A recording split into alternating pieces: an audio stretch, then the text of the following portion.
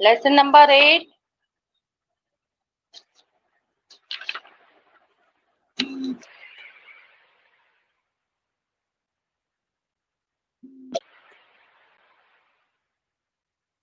Page number 54.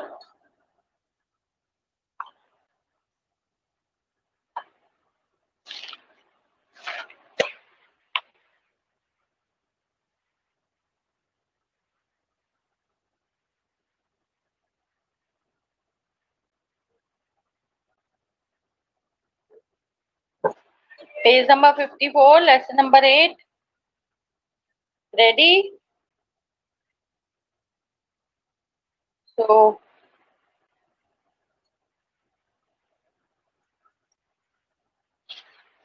we have the gift of the Maggie. अभी तक हमने पढ़ा. We have read till now. This is the story of a couple who loves each other very much, and on Christmas they both want to give each other a very special gift, but their economic condition is very poor and they are unable to buy some special present for each other. So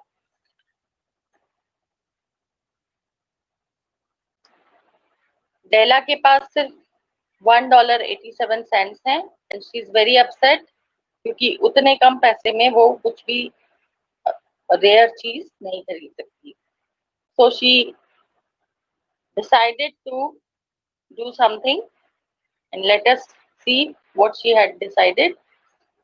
Second last paragraph on page number 54. Where she stopped, the sign read, Ma'am Sofroni, here goods of all kinds. One flight up, Della ran and collected herself, panting. Madam, large, too white, chilly, hardly looked the Sofroni. तो उसने decide किया. She saw her beautiful hair in the mirror and she decided to sell them. तो finally वो जल्दी जल्दी गई और वहां जाकर के रुकी जहां पर बोर्ड लगा हुआ था ma'am where goods of all kinds. और पैंटिंग मीन्स हाफते हुए लगभग वो वहां पहुंची. जो मैडम वहां थी यानी कि जो वहां की ओनर थी, तो she was not at all like the name Sofroni. Will you buy my hair? Asked Della. I buy hair, said Madam. Take your hat off and let's have a sight at the looks of it. Or down rippled the brown cascade. $20, said Madam, lifting the mask with practiced hand. Give it to me, quick, said Della. Oh, and the next 2 hours tripped by on rosy wings. Forget the hashed metaphor. She was ransacking the stores for Jim's present. So finally, उसने अपने जो बाल थे, she told her that she wanted to sell her hair.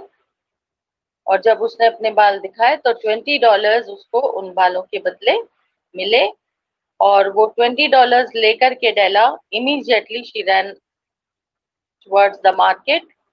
और अगले 2 घंटे तक वो स्टोर्स को अच्छे से घूमती रही स्टोर्स में, क्योंकि वो जिनके लिए कोई स्पेशल प्रेजेंट लेना चाहती थी. She found it at last. It surely had been made for Jim and no one else. There was no other like it in any of the stores, and she had turned all of them inside out. It was a platinum pop chain, simple and chaste in design, properly proclaiming its value by substance alone and not by mere precious ornamentation. As all good things should do, it was even worthy of the watch. As soon as she saw it, she knew that it must be Jim. It was like him, quietness and value. The description applied to both. $21 they took from her for it, and she hurried home with the 7 cents.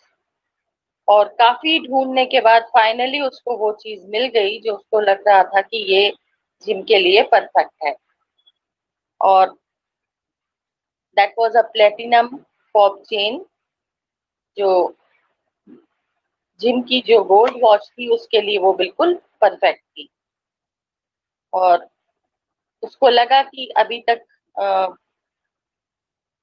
जो gym है वो gold leather strap उसमें डाल करके पहनता है, which does not suit the watch.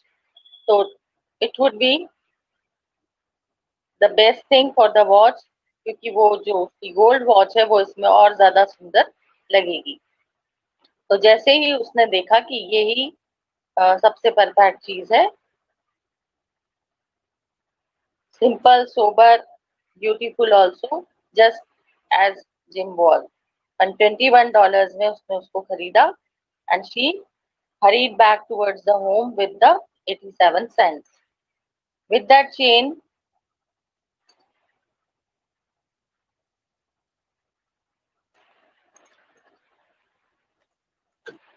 on his watch, Jim might be properly anxious about the time in any company. Grand as the watch was, he sometimes looked at it on the sly on account of the old leather strap that he used in place of a chain. और वो imagine कर रही थी कि gym कितना खुश होगा उस गोल्ड चेन को, उस चेन को लेकर के, क्योंकि लेदर स्टेप उसके उस वॉच पर कहीं भी सूट नहीं करता था। और जिम बार बार समय देखना पसंद करेगा अगर ये वॉच, ये चेन उस वॉच में डल जाएगी। When Della reached home, her intoxication gave way to little prudence and reason. She got out her curling irons and lighted the gas and went to work repairing the ravages made by generosity added to love, which is always a tremendous task, dear friends, a mammoth task. और घर पहुंचने के बाद अभी तक उसके सामने पहला जो टास्क था वो था कि उसको जिम के लिए एक प्रेजेंट लेना है, वो भी एक स्पेशल प्रेजेंट। लेकिन जब घर पहुंची तो फिर वो इस इमेजिनेशन से बाहर आई, अभी तक जो कल्पनाएं वो कर रही थी। तो शी बिकेम प्रैक्टिकल, फिर उसने देखा खुद को, तो she had got her hair cut. अब सवाल ये था कि जो उसका लुक चेंज हो गया था, she loved her beautiful long hair. अब बॉय कट बाल हो चुके थे उसके, बहुत छोटे हो चुके थे। तो उसके सामने पहला टास्क ये था कि उनको इस ढंग से मैनेज कर ले कि वो ऑड लुक नहीं हो। तो कर्लिंग आयरन्स निकाले and she started managing them, जो कि एक बहुत ही मैमथ यानी बहुत बड़ा, mammoth is an elephant, big elephant. तो इसी तरह से एक मैमथ टास्क यानी कि फ्रेज है ये, जिसका मतलब होता है कि बहुत मुश्किल काम था। Within 40 minutes, her head was covered with tiny close-lying curls that made her look wonderfully like a truant schoolboy. She looked at her reflection in the mirror long, carefully and critically. और 40 minutes के बाद उसने अपने बालों को इस ढंग से कर्ल कर लिया था that she was looking like truant, जो स्कूल से बंक मार करके भाग करके आ जाता है, तो स्कूल बॉय की तरह वो लग रही थी। And she examined herself very carefully. If Jim doesn't kill me, she said to herself, before he takes a second look at me, he'll say I look like a Coney Island chorus girl. But what could I do? Oh, what could I do with $1.87?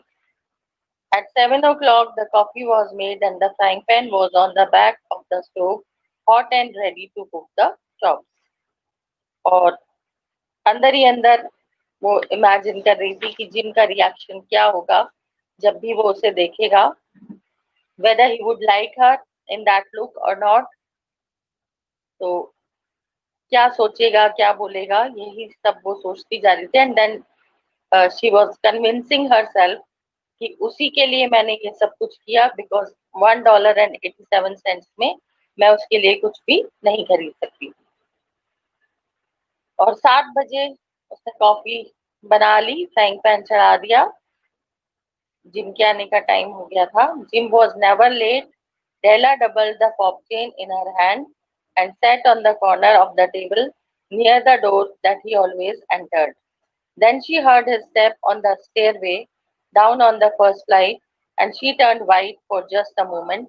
She had a habit of saying little silent prayers about the simplest everyday things, and now she whispered, "Please God, make him think I'm still pretty."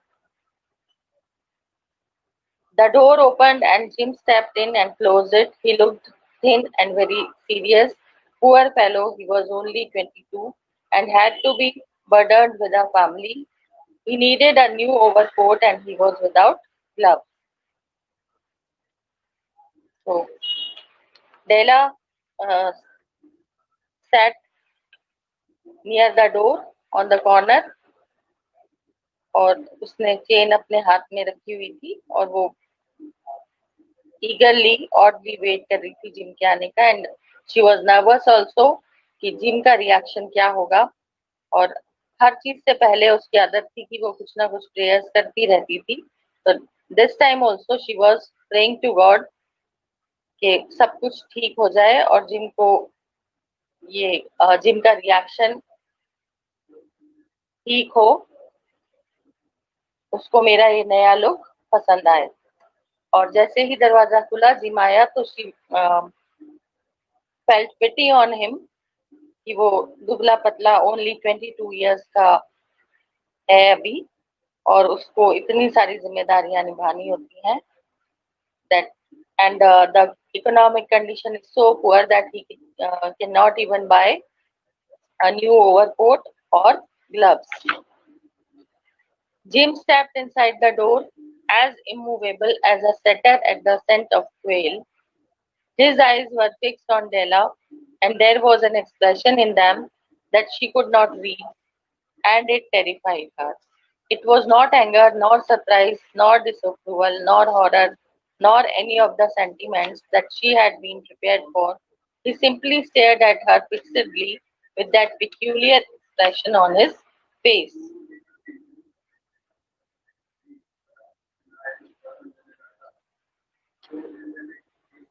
Gym जैसे ही अंदर आया वो बिल्कुल shocked condition में खड़ा रह गया और उसकी आंखें एकटक डेला पर टिकी हुई थी और डेला समझ नहीं पा रही थी कि उसमें क्या एक्सप्रेशन है, व्हाट इज ही फीलिंग।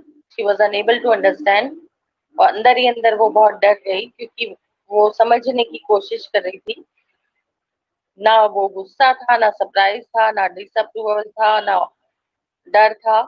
कोई भी सेंटिमेंट उसको समझ में नहीं आ रहा था and she was trying to find out the reason that uh, what Jim was thinking at that time. Della wriggled off the table and went for him. "Jim, darling," she cried, "don't look at me that way. I had my hair cut off and sold it because I couldn't have lived through Christmas without giving you a present. It'll grow out again. You won't mind, will you? I just had to do it. My hair grows awfully fast. Say Merry Christmas, Jim, and let's be happy." "You don't know what a beautiful, nice gift I've got for you." "You've cut off your hair?" asked Jim laboriously, as if he had not arrived at that patent fact yet, even after the hardest mental labor.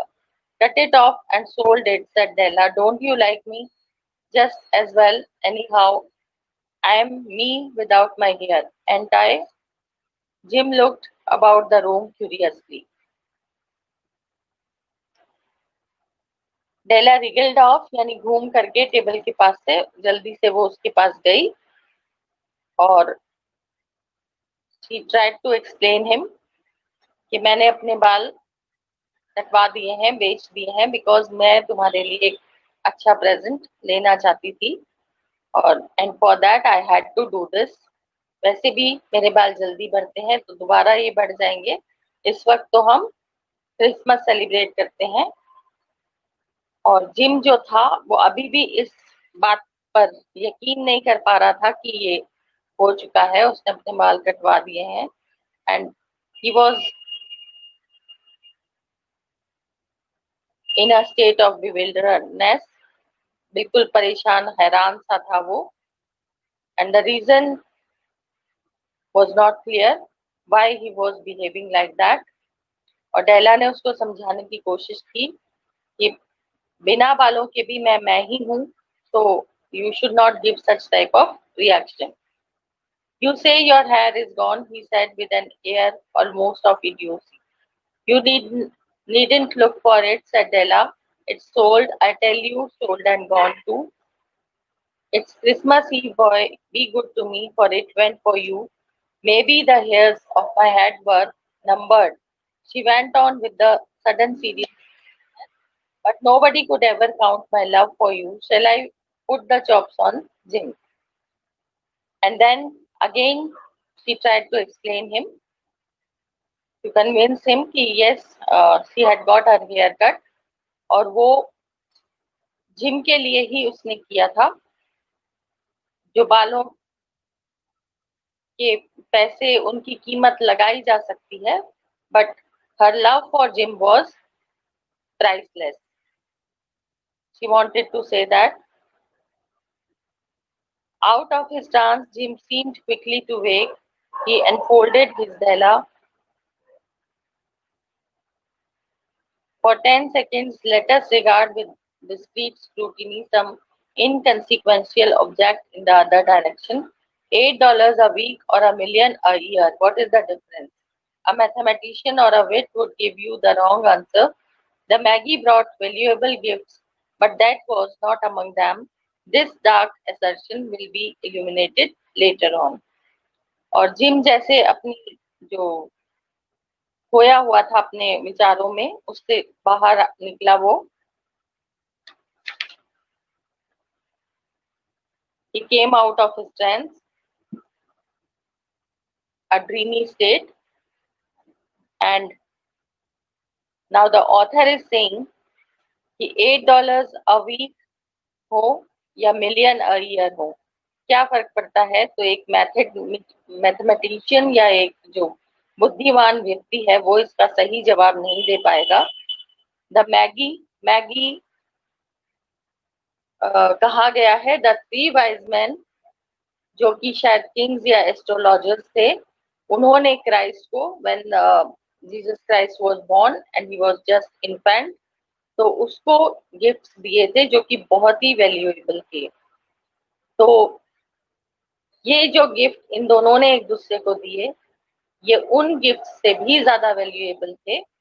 और इसका जवाब कोई भी mathematician नहीं दे सकता, क्योंकि क्या खासियत थी इन गिफ्ट्स की वो हमें अभी इस लेसन में आगे पता चलेगी. So this dark assertion will be eliminated later on. Jim drew a package from his overcoat pocket and threw it upon the table.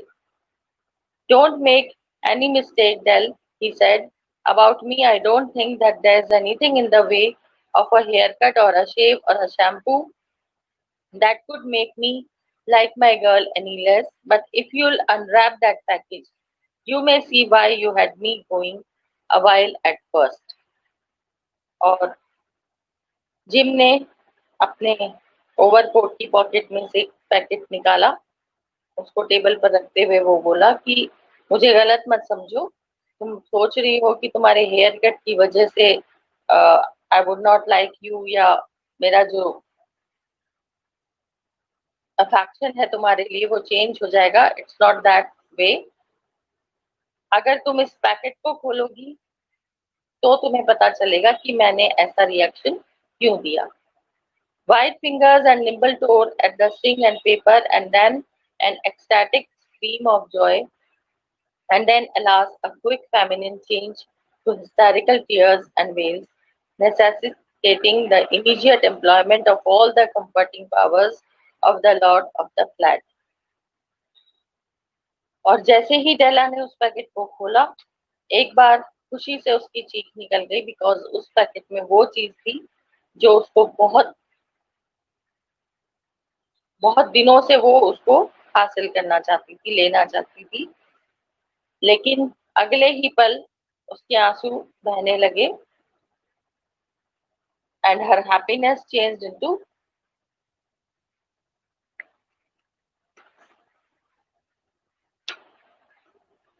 sadness. For there lay the combs, the set of combs side and back that Della had wished for long in a Broadway window. Beautiful combs, pure tortoiseshell, with jeweled rims, just the shade to wear in the beautiful vanished hair. They were expensive combs, she knew, and her heart had simply craved and yearned over them without the least hope of possession. And now they were hers, but the dresses that should have adorned the coveted adornments were gone. और उसमें जो था वो एक corms का set था to adorn her beautiful hair और वो चीज थी जिसको वो कई बार शोकेस में देख चुकी थी स्टोर में और वो उसको हासिल करना चाहती थी she wanted to have that लेकिन उसको पता था कि वो बहुत ज्यादा एक्सपेंसिव है बहुत महंगे हैं she was unable to afford them इसलिए वो सिर्फ उनको देखती रहती थी उनको पाने की तीव्र इच्छा थी उसकी लेकिन वो जानती थी कि वो कभी भी उनको नहीं ले सकती because her economic condition did not allow her to do so और अब जब वो चीज उसकी थी तो वो बाल उसके पास नहीं थे ड्रेसेस जो उसके लॉन्ग हेयर थे अब वो उसके पास नहीं थे जिनको वो अडॉर्न इससे सजाना so this was the tragedy but she hugged them to her bosom and at length look up with dim eyes and a smile and say, my hair grows so fast, Jim. Finally, she convinced herself and Jim कि कोई बात नहीं, I love this present, लेकिन अभी नहीं तो थोड़े समय के बाद मैं इसको यूज कर सकती हूँ क्योंकि मेरे बाल जल्दी ही बढ़ जाएंगे. And then Della leaped up like a little singed cat and cried. Oh, oh, Jim had not yet seen his beautiful present. She held it out to him eagerly upon her open palm. The dull, precious metal seemed to flash with the reflection of her bright and ardent spirit. Isn't it a dandy, Jim? I hunted all over town to find it. You'll have to look at the time 100 times a day now. Give me your watch. I want to see how it looks on it. Instead of opening, he tumbled down on the couch and put the hands under the back of his head and smiled. Della, said he, let's put our Christmas presents away and keep them a while. They are too nice to use just as present. I sold the watch to get the money to buy your combs, and now suppose you put the socks on. तो उसके बाद जल्दी से उसने जो वो gym के लिए लाई थी तो वो प्रेजेंट वो उसको देना चाहती थी उसने उसकी हथेली पर रख दी वो चेन और उसकी आंखों में जो चमक थी जो खुशी थी वो उस खुशी की वजह से वो चेन भी बहुत शाइनिंग लग रही थी and she wanted to have Jim's reaction कि उसको ये पसंद आया या नहीं and then she told him कि पूरे शहर में ढूंढने के बाद के लिए ये लेकर के आइए और अब जिम आराम से 100 टाइम्स अपनी वॉच निकाल करके देखेगा क्योंकि अब वो और भी ज्यादा सुंदर लगेगी और जब उसने जिम से वॉच मांगी तो जिम परेशान होकर के काउच पर बैठ गया एंड ही जस्ट स्माइल्ड उसने कहा कि अभी हम दोनों को ही अपने जो क्रिसमस प्रेजेंट्स हैं उनको उठा करके साइड में रख देना चाहिए क्योंकि प्रेजेंट के रूप में ही अभी इनकी वैल्यू है we are unable to use both of them क्योंकि मैंने वो वॉच बेच दी तुम्हारे ये कॉम्स लाने के लिए तो this was the sacrifice which they did for each other. The Magi, as you know, were wise men, wonderfully wise men who brought gifts to the babe in the manger. They invented the art of giving Christmas presents. Being wise, their gifts were no doubt wise ones, possibly bearing the privilege of exchange in case of duplication. And here I have lamely related to you the uneventful chronicle of two foolish children in a flat who most unwisely sacrificed for each other the greatest treasures of their house. But in a last word to the wise of these days, let it be said that of all who give gifts, these two were the wisest. Of all who give and receive gifts, such as they, everywhere they are wisest, they are the Maggie. And this was the um, tragedy of this story. और Maggi जो three wise man थे, जो बहुत बुद्धिमान थे, और उन्होंने babe in the मैंगर यानी कि व्हेन क्राइस्ट वाज बोर्न, और जो मैंगर यानी जो हॉर्स वगैरह के लिए फीड करने के लिए रखा जाता है बॉक्स, तो उस बॉक्स में क्राइस्ट को लिटाया गया था. And when he was just an infant, उस वक्त ये थ्री वाइज मैन जीसस के लिए प्रेजेंट लेकर के गए थे, और तभी से शुरुआत हुई थी क्रिसमस प्रेजेंट्स देने की. क्रिसमस पर एक दूसरे को प्रेजेंट्स देना तभी से स्टार्ट हुआ था. और जो बुद्धिमान लोग हैं वो कहेंगे कि ये जो these two foolish children in the flat यानी जिम और डेला, इन दोनों ने फुलिशली अपनी वो सबसे कीमती चीज कुर्बान कर दी, एक दूसरे के लिए सेक्रीफाइस कर दी, जिस पर उनको प्राइड था. They felt pride for it, felt proud for possessing those things. Gym के लिए उसकी गोल्ड वॉच सबसे ज्यादा प्रिय थी, और डेला के लिए उसके लॉन्ग हेयर, जो कुछ देकर के भी नहीं, कितना भी पैसा खर्च करके भी हासिल नहीं किया जा सकता था. These were two such possessions. लेकिन एक दूसरे को एक्सप्रेस करने के लिए, अपना लव एक दूसरे के सामने जाहिर करने के लिए, to buy the best thing they could, उसके लिए उन दोनों ने अपना ग्रेटेस्ट ट्रेजर, अपना सबसे कीमती खजाना सेक्रीफाइस कर दिया था. और जनरली जो लोग हैं वो इसको फुलिश एक्ट समझेंगे, बेवकूफी समझेंगे.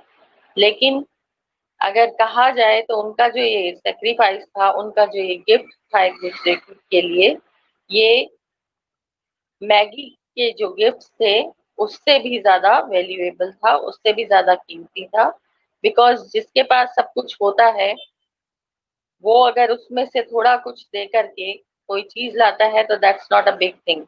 लेकिन उनके पास एकमात्र पोजेशंस थे डेला के हेयर और जिनकी वॉच, और सबसे फेवरेट, सबसे प्रिय चीज उन दोनों ने एक दूसरे के लिए कुर्बान कर दी थी. और जो गिफ्ट वो लोग लाए थे वो भी उन्हीं के लिए थी, because they both knew that how valuable those possessions were for both of them. तो वो गिफ्ट एक तरह से यूजलेस हो गए थे, but they were the most precious gift one would have ever given. किसी ने किसी को जो भी दिया होगा अब तक या लिया होगा, ये उनसे सबसे ज्यादा कीमती गिफ्ट था, सबसे ज्यादा वैल्यूएबल था. Is it clear?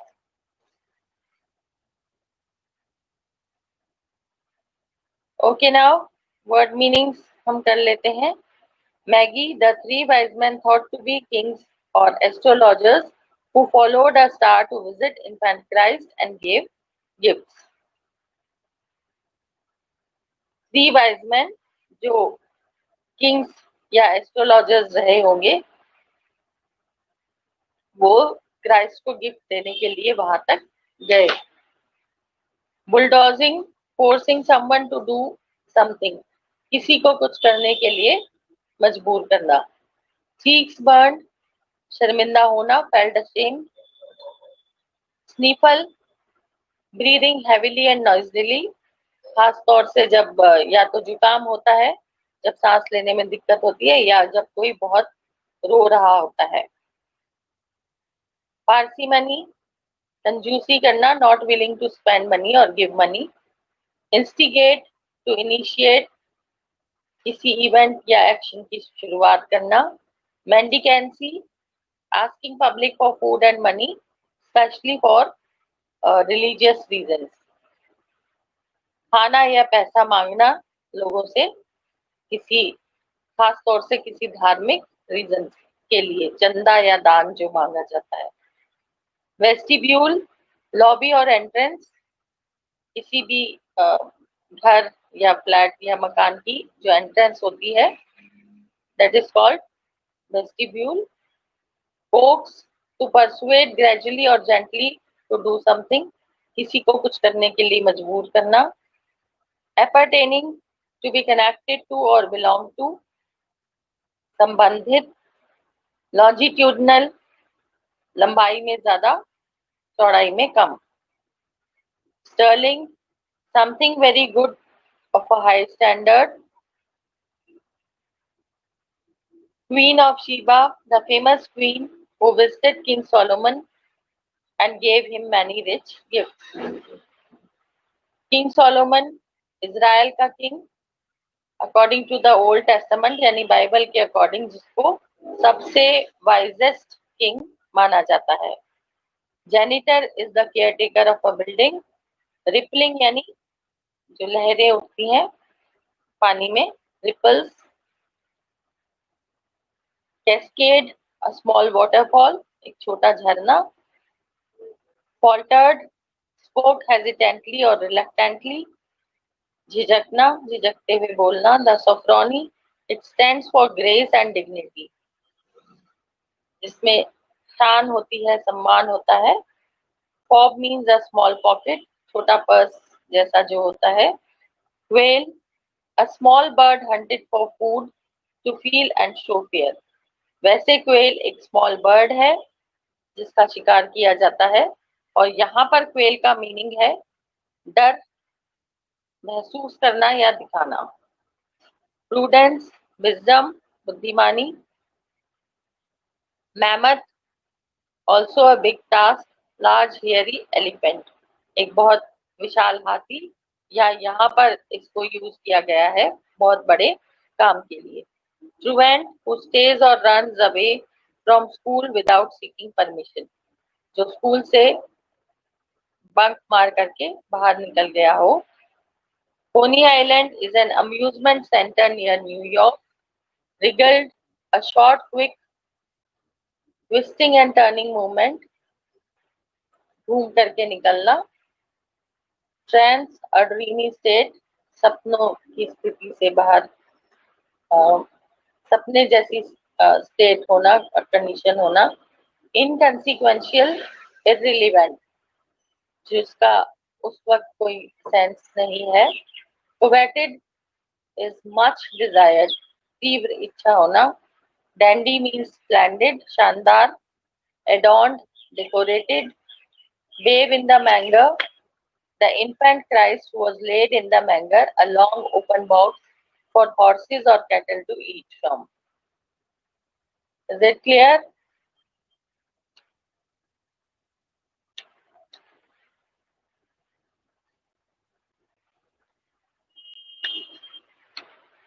Choose the correct alternative. The amount Della got from Madam was $20. Della's hair reached below the knees and made itself a garment for her. Jim needed a new overcoat and he was without gloves. The chain was made of platinum. Question answers we'll discuss in the next class.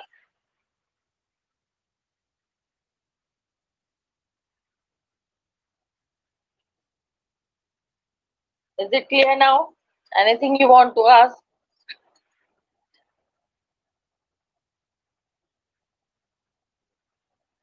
कुछ पूछना है? Lesson clear है? Or you want to ask any word or any sentence?